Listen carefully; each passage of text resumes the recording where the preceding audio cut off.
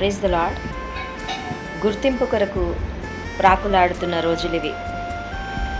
మరి మనుషులు మనల్ని గుర్తుపట్టాలని, మరి మనకంటూ ఒక పబ్లిసిటీ రావాలని, ఏ రకంగా అయినా కూడా సోషల్ మీడియాలో మనం ఎక్కువ కనిపించాలని, మరి సబ్స్క్రైబర్స్ కానీ, లైక్స్ కానీ, మరి మనకు ఆ రకంగా ఫేమ్, నేమ్ రావాలని ఆరాటపడుతున్న రోజులివి.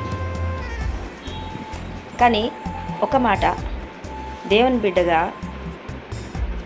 ఆ రక్తంతో కొనబడిన దేవుని బిడ్డగా మరి నీ ఐడెంటిఫికేషన్ లోకంలో ఉందా లేదా ఆయన ముందుందా?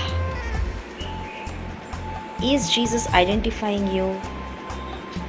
నువ్వు సేవిస్తున్న యేసయ్య, నువ్వు ఆరాధిస్తున్న యేసయ్య, నువ్వు పాటలు పాడుతున్నావు కదా, మహిమపరుస్తున్నావు కదా, ఆయన నామం ఎత్తి ప్రకటిస్తున్నాం కదా, మరి ఆయనలో మన ఐడెంటిఫికేషన్ ఏమై ఉంది? How we are in Christ. మనం దేవునిలో ఏ రకమైన ఐడెంటిటీ కలిగి ఉన్నాం? అది నీకు దేవునికి మధ్యలో ఉన్న సంబంధం. మరి అది సరిగా లేకున్నట్లయితే ఈ లోకంలో మనకి ఎంత ఐడెంటిటీ, మనం ఎంత గుర్తింపు మనం తెచ్చుకున్నా వృధానే కదా.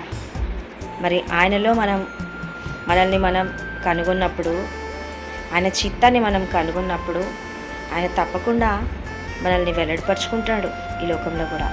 కానీ మన యొక్క ధ్యాస అంతా ఎటువైపు ఉంది? మరి ఈ లోకంలో గుర్తింపు కొరక, లేదా యేసయ్యలో మన యొక్క ఉనికి ఏమై ఉన్నదన్నది ఆ యొక్క తపనన ఒకసారి మనం పరీక్షించుకునే సమయం కదా. Thank you.